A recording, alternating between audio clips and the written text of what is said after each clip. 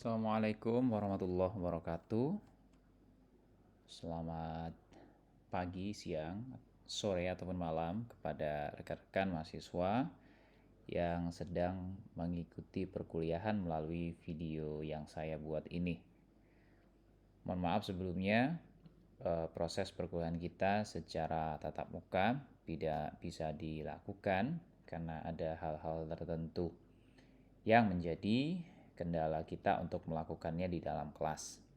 Sehingga proses pembelajaran kita saya ubah gitu ya, ditransformasi menjadi pembelajaran secara asinkronus. Ya mudah-mudahan proses pembelajaran ini tidak mengganggu ya esensi atau inti dari capaian pembelajaran yang ingin saya sampaikan.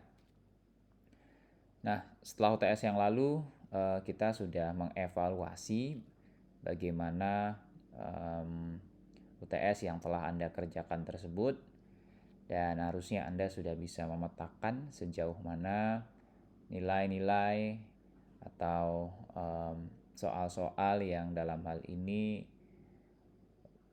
betul ya dan juga salah. Nah, bisa Anda identifikasi dan Anda harusnya sudah bisa membaca kira-kira berapa nilai yang Anda dapatkan. Hasil evaluasi itu silakan ditindaklanjuti. Apabila banyak kekurangan, maka Anda harus lebih banyak bekerja keras, baik itu di kelas teori ataupun di kelas praktik, agar nilai yang Anda dapatkan di akhirnya nanti bisa menjadi nilai yang maksimal. Nah, pada video perkuliahan hari ini saya akan membahas tentang decision statement ya atau percabangan. Nah, percabangan itu saya analogikan sama halnya seperti sistem lalu lintas yang ada di Indonesia. Nah, misalnya seperti gambar yang ada di depan. Kita tahu di sini ada mobil pemadam kebakaran, kemudian mobil ambulan yang mengangkut jenazah, kemudian mobil ambulan yang mengangkut orang sakit, dan mobil iring-iringan kepresidenan. Nah, berdasarkan aturan yang ada, kira-kira mana yang dalam hal ini didahulukan? Ya, sesuai dengan peraturan perundang-undangan kita, apabila terjadi hal seperti ini gitu ya, misalnya tadi mobil-mobil ini saling berada di perempatan jalan, maka yang harus didahulukan adalah mobil pemadam kebakaran. Ya, karena sesuai dengan peraturan perundangan kita, mengapa mobil pemadam kebakaran yang didahulukan? Karena melihat potensi adanya korban yang jumlahnya bisa saja masif gitu ya, bisa saja banyak. Oleh karenanya dia harus didahulukan terlebih dahulu. Kemudian yang didahulukan selanjutnya adalah mobil ambulan yang mengangkut orang sakit. Karena punya potensi darurat dan bisa menghilangkan nyawa, maka dia harus didahulukan. Kemudian baru mobil iring-iringan presiden, karena menyangkut hajat hidup orang banyak ya, khalayak, siapa tahu presiden dalam hal ini harus berada di suatu tempat atau melaksanakan rapat tertentu yang nanti keputusannya akan menyangkut hajat hidup orang banyak ya, maka dia harus didahulukan. Baru terakhir adalah mobil ambulan yang mengangkut jenazah. Karena ini tidak urgent.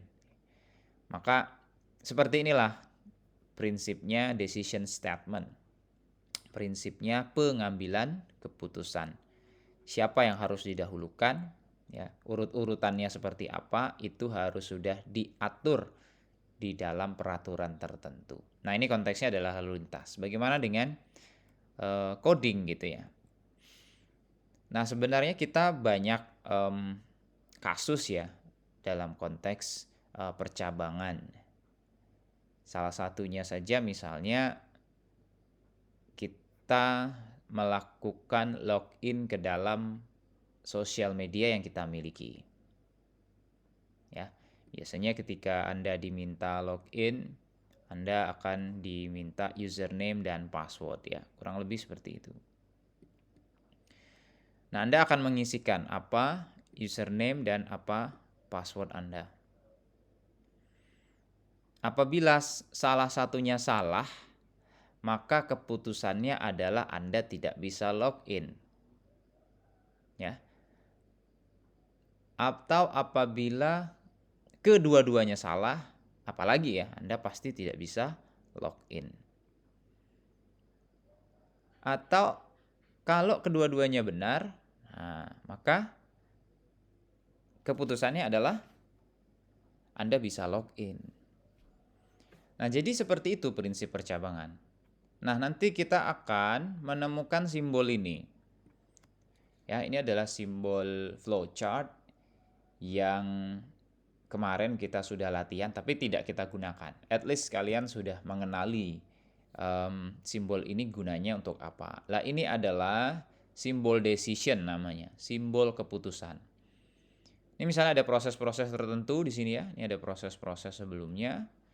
Dan ketika dia ketemu decision, nanti decision akan bertanya kondisinya seperti apa, outputnya apa. Nah, jadi outputnya itu bisa banyak, tidak hanya dua gini ya. Ini kan jika mungkin iya, iyanya apa.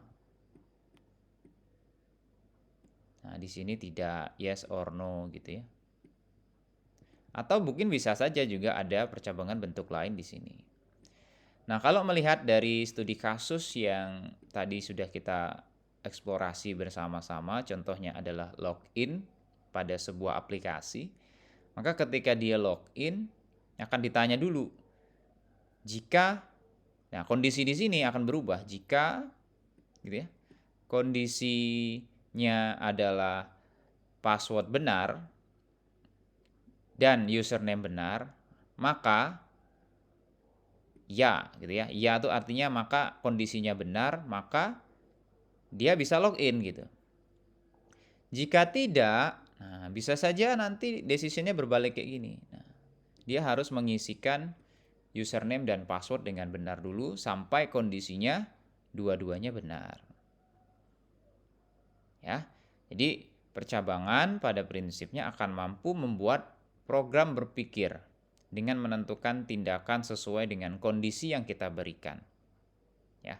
Nah, kondisi inilah yang sangat teramat penting untuk benar-benar kalian bisa terapkan nanti di dalam programnya. Salah kondisi, maka keputusan yang diambil itu pasti juga akan salah. Ya. Nah, kita akan pelajari satu-satu apa saja bentuk percabangan if yang dalam hal ini ada di pemrograman Python gitu ya. Nah, salah satunya pertama adalah bentuk if. If-nya tunggal. Ya. Artinya percabangan ini hanya memiliki satu pilihan saja. Satu pilihan. Ini nggak ada pilihan lain. Nah, kita lihat misalnya flowchart yang ada di layar monitor Anda ini. Misalnya ada studi kasus tentang ketika Anda pergi ke supermarket, kemudian di sana memberikan diskon. Nah, syarat diskonnya adalah ketika total belanja Anda di atas 100.000. Apabila total belanja Anda di atas 100.000, maka dia akan mendapatkan hadiah. Ya, hadiah atau diskon ya, yang namanya hadiah atau reward itu kan banyak bisa berupa barang ataupun diskon gitu. Nah, maka mungkin akan diberikan sesuatu di sini, entah itu tadi pengurangan total belanjanya ya, ada diskon ataupun ada hadiah yang diberikan oleh swalayannya gitu. Tapi kalau misalnya total belanjanya kurang dari 100.000, artinya dia tidak mendapatkan apa-apa. Maka program nanti akan mengeksekusi yang bawah ini. Terima kasih sudah berbelanja. Ya, udah gitu aja. Ya, sebagai contoh Anda ketika ke Indomaret, Anda belanja misalnya 150.000. Terus petugas kasirnya bilang ke Anda, "Selamat, Anda mendapatkan hadiah, ini hadiahnya," gitu ya. Kalau Anda belanjanya 90.000, maka yang dikatakan petugas kasirnya adalah, "Terima kasih sudah berbelanja." Ya. Nah, pilihannya hanya satu. Kalau dia bernilai benar, artinya decision-nya terpenuhi, maka dia akan memberikan hadiah. Nah, apabila tidak terpenuhi, maka dia langsung akan mengeksekusi yang ini. Terima kasih sudah berbelanja. Nah, sekarang kita coba explore ya. Kita coba eksplorasi hal ini ke dalam bentuk program Python-nya. Tadi misalnya program berbelanja. Tadi kondisinya adalah jika total belanjanya lebih dari 100.000 gitu ya. Maka di sini Anda tulis dulu, misalnya saya buat variabel total underscore belanja. Ya, boleh diinputkan misalnya. Masukkan total belanja. Nah, di sini adalah nanti decision-nya. Cara menulisnya adalah menggunakan if. If, spasi, kemudian diisikan dengan kondisinya. Jika, gitu ya, kalau dalam bahasa Indonesia, jika total belanja, variabel yang ini saya panggil lagi, lebih dari 100.000, maka itu titik 2. Ya, ini jangan lupa. Maka enter apa? Misalnya tadi print Anda selamat, Anda mendapatkan hadiah.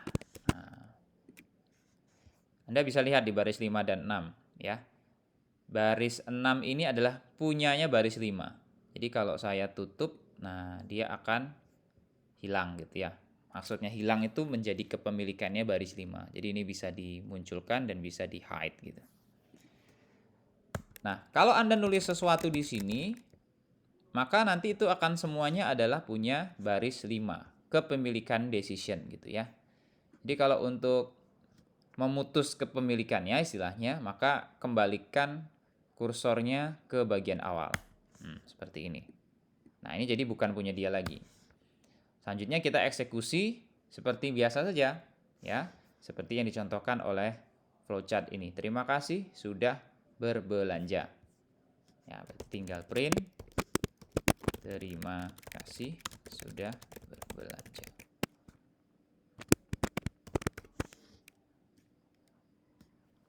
Oke. Nah, atau tanda seru aja dah. Coba kita run. Misalnya saya masukkan total belanja saya 80.000. Maka dengan kondisi seperti ini, harusnya ini tidak terpenuhi ya. Karena total belanja saya masih kurang dari 100.000. Maka saya tidak akan mendapatkan hadiah. Maka ini tidak akan dieksekusi. Ya. Kenapa? Karena tadi kondisinya tidak terpenuhi. Seperti ini ya. Kondisinya tidak terpenuhi, maka dia akan mengeksekusi yang tidak. Oke, saya enter. Nah, terima kasih sudah berbelanja. Apa jadinya? Misalnya total belanjanya yang saya masukkan adalah 150.000 misalnya, 150.000. Enter. Selamat Anda mendapatkan hadiah. Terima kasih sudah berbelanja. Ya, jadi terima kasih sudah berbelanja itu mau dia dapat hadiah ataupun tidak, artinya memenuhi syarat atau tidak, dia tetap akan dieksekusi. Karena kalau kalian lihat dari flowchart-nya memang seperti itu ya. Ianya apa? Kalau sudah mendapatkan hadiah pasti panahnya juga akan ke sini. Ya, selamat Anda mendapatkan hadiah, terima kasih sudah berbelanja. Ini sebagai penutup. Nah, seperti inilah kondisi. Contoh apabila keputusannya itu hanya satu, ya. Karena ini kan memang keputusannya satu, ini saja. If dan selebihnya tidak ada keputusan lain. Ya, contoh ini adalah program berbelanja mengenai mekanisme percabangan if. Nah, bentuk keduanya adalah percabangan if else namanya. Percabangan if else merupakan percabangan yang memiliki dua blok pilihan. Nah, kalau tadi satu pilihannya. Kalau ini dua. Ya, contohnya apa? Ini. Misalnya kita memasukkan password. Kalau salah gimana? Kalau benar gimana? Nah, kira-kira gitu. Apakah password yang Anda masukkan benar? Ya, kalau iya selamat datang, bos. Kalau salah, password salah. Silakan coba lagi. Mau benar ataupun mau salah passwordnya, program akan ditutup dengan statement, terima kasih sudah menggunakan aplikasi kami. Ya. Jadi nama percabangannya if else. If itu jika, else itu selain itu gitu ya kalau dalam bahasa Indonesianya. Jika ini selain itu juga apa? Oke, kita coba buat programnya. Ya, misalnya tadi program password. Kita lihat jika maka. If kita buat password kita dulu ya. Password. Misalnya di sini passwordnya saya buat 12345. Ya, ini password yang sudah kita tentukan di awal. Pura-puranya kita sudah mendaftarkan diri ke situs tertentu atau ke platform tertentu yang passwordnya adalah 12345. Maka kita buat kondisinya. Kondisi pertama, if jika password benar 12345. Nah, ini Anda harus ingat beberapa bentuk logika perbandingan. Ya, ingat simbol-simbol yang seperti ini. Ya, ini ada sama dengan. Artinya adalah equal to. Equal to itu kalau dalam bahasa Indonesia artinya sama persis gitu. Atau ada simbol yang seperti ini, tidak sama dengan, artinya tidak sama persis. Kemudian lebih dari, ini adalah simbol logika perbandingan ya. Tadi kita sudah pakai di program sebelumnya. Lebih dari, sama dengan, dan kurang dari, sama dengan. Nah, ini harus diingat. Ketika nanti Anda membuat program dengan bentuk percabangan, apapun bentuknya ya, di dalam decision ini pasti selalu menggunakan logika perbandingan. Nah, jadi harus sedikit dihafal ini, apa saja simbol-simbol logika perbandingan. Ya, jika passwordnya benar, artinya Anda harus pakai salah satu simbol ini gitu ya. Yang mana? Yang sama dengannya 2. Artinya jika passwordnya betul 12345 equal to, artinya sama dengan 12345, maka printnya adalah password benar misalnya. Password benar. Selamat datang. Nah, ini kepemilikan if. Jangan lupa kursornya dikembalikan kalau tidak ada eksekusi yang lain, kalau tidak ada perintah luaran yang lain ya. Nah, dikembalikan ke sini, Anda buat else. Nah, else itu tidak pernah ada kondisi seperti ini, jadi langsung saja titik 2. Karena else itu hanya menegasikan apa yang sudah di state di sini. Artinya lawan dari ini gitu aja gitu ya. Maka keputusannya cuma 2. Kalau benarnya seperti ini, kalau salahnya berarti itu menegasikan gitu ya, statement yang dibuat oleh if-nya. Maka else langsung saja print. Nah, password salah. Silahkan coba lagi. Baru terakhir kita tutup dengan statement tadi. Terima kasih sudah menggunakan aplikasi ini, misalnya ya. Nah, seperti ini caranya ya. If password sama dengan 1, 2, 3, 4, 5, print password benar. Selamat datang. Ini keputusan yang pertama. Ya, ini kalau di hide, nah ini 6, 7 punyanya 6 ya. 9 punyanya 8. Nah, ini dua bagian yang berbeda. Ini jika kondisi benar. Selain kondisi benar, artinya nanti dinegasikan dengan perintah else, maka password salah. Nah, ketika saya run, password benar. Selamat datang bos, terima kasih sudah menggunakan aplikasi ini. Ya benar, karena password yang di sini 1, 2, 3, 4, 5, ini pura-puranya yang kita inputkan gitu ya.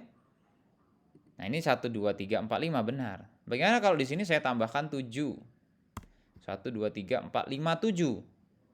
Sedangkan password yang sudah tersimpan di data itu 1, 2, 3, 4, 5. Maka hasilnya password salah. Silakan coba lagi. Terima kasih sudah menggunakan aplikasi ini.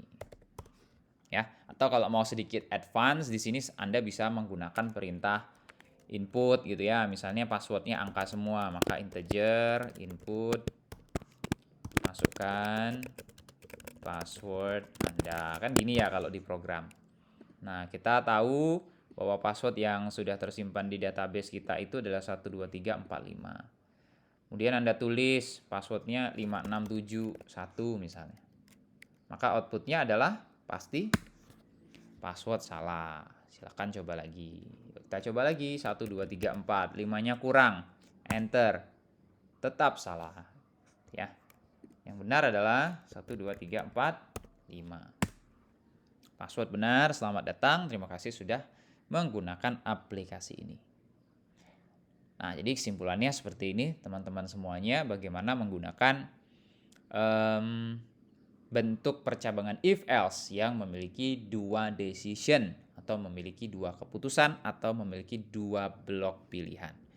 Ya, intinya pilihan yang kedua itu cukup menegasikan pilihan yang pertama. Anda nggak perlu buat else password tidak sama dengan 1, 2, 3, 4, 5. Ya nggak perlu seperti itu ya. Cukup else saja karena pilihannya cuma 2. Nah, sekarang bagaimana kalau pilihannya lebih dari 2, Pak? Maka Anda tidak bisa lagi menggunakan percabangan dengan bentuk if else. Bentuknya adalah if, elif, else. Nah, ada 3. Ya. Contoh ini ada program konversi nilai seperti konversi nilainya di Universitas Bengkulu ya. Anda kalau bisa dapat nilai A itu kan kalau kondisinya itu lebih besar dari sama dengan 85. Kalau di program ini misalnya lebih besar dari 90 gitu ya. Dan seterusnya sampai nilainya E. Nah, nggak bisa pakai if else. Kalau if else cuman ada kondisi ya dan tidak gitu kan. Ya, atau pilihannya hanya nilainya cuma 2 gitu. Nah, nilai kita banyak. Ada A, A min, ada B plus, B aja, B min, C plus, C, kemudian D dan E. Nah, mungkin ada sekian keputusan gitu. Outputnya ada sekian, maka nggak bisa Anda menggunakan percabangan dalam bentuk yang kedua. Nah, contoh kita langsung saja ini ya. Nah, Anda bisa lihat ini cara mengukur obesitas menggunakan rumus IMT yang sudah kita pernah coba lakukan juga. Maka hasil perhitungannya itu 3 keputusannya. Kalau nggak normal, gemuk, dia obesitas. Keputusannya ada 3. Nah, maka ini tidak bisa dibuat menggunakan program if else saja, tapi harus menggunakan yang pilihannya atau yang outputnya lebih dari 2. Ya. Tapi sebelumnya akan saya coba contohkan nih. Nah, kita coba latihan mengonversi nilai pada perguruan tinggi dengan syarat seperti ini.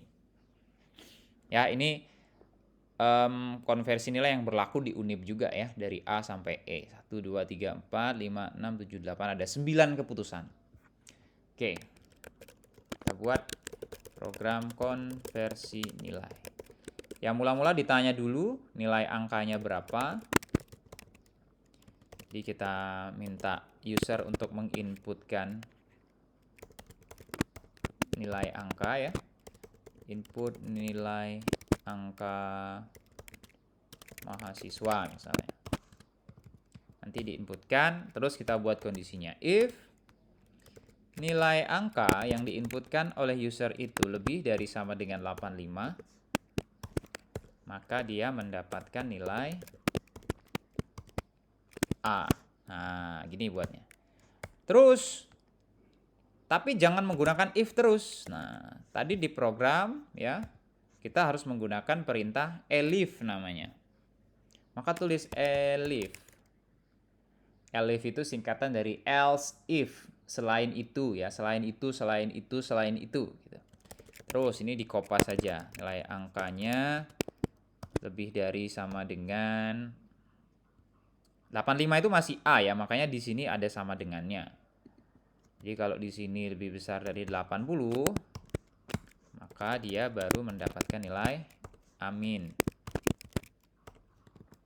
Terus sampai programnya selesai.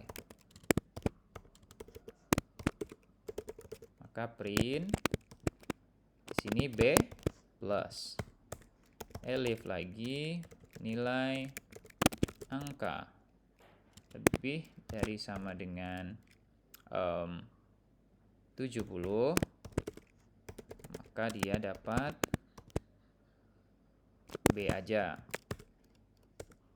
Elif lagi nilai angka lebih dari sama dengan 65, maka dia D min. Elif lagi nilai angka lebih dari sama dengan 60, maka dia C plus. Elif nilai angka lebih dari sama dengan 55, maka dia